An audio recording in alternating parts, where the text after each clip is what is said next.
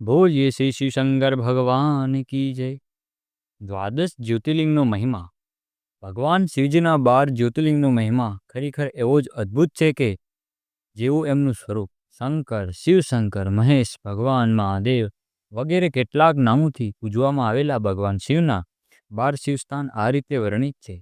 સૌરાષ્ટ્રે સોમનાથમ ચ, શ્રીશૈલે મલ્લિકાર્જુનમ, ઉજ્જૈનમ મહાકાલમ, ઓમકારમમલેશ્વરમ, કલ્યા વૈજનાથમ ચ, ડાકિન્યા ભીમશંકરમ, સેતુબંધે તુ રામેશમ, નાગેશમ દારુકાવને, વારણાસા તુ વિશ્વેશમ, ત્રંબકમ ગૌતમી તટે, હિમાલય તુ કેદારમ, કુષ્મેશ્વરમ શિવાલય. 12 જ્યોતિર્લિંગ. એમ તો પૃથ્વી પર મોજૂદ લિંગ અસંખ્ય છે, તો પણ પ્રમુખ જ્યોતિર્લિંગ 12 અથવા દ્વાદશ છે.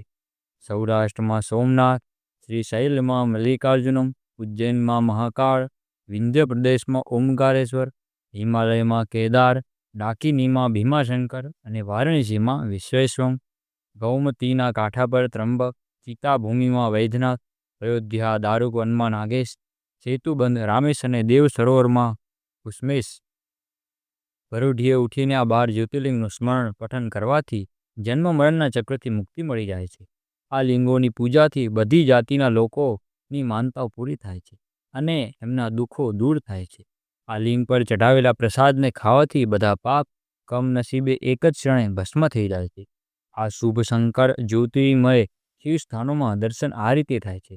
દરિયા કાંઠે 2, હિમાલય અને બીજા પહાડો પર 4, નદી કાંઠે 3 અને મેદાની પ્રદેશોમાં 3 મળીને 12 જ્યોતિર્લિંગ આખા ભારતમાં ફેલાયેલા છે.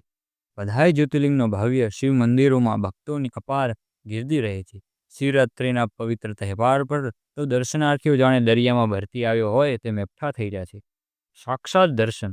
બની શકે કે આદિકાલથી આ સ્થાન એ જ્વાળામુખીની જેમ હશે, જેના આજે પણ હિમાચલ પ્રદેશમાં કાંગડા ઘાટીમાં જ્વાલામુખીના પવિત્ર સ્થાન પર દર્શન થાય છે.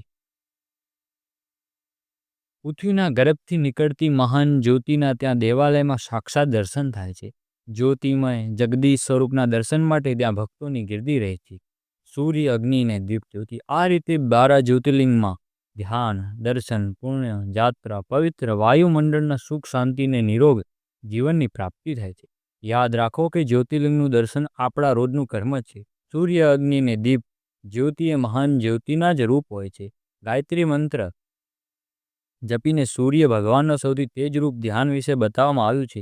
જેમની ભક્તિથી બુદ્ધિ તેજસ્વી બને છે, પ્રાણ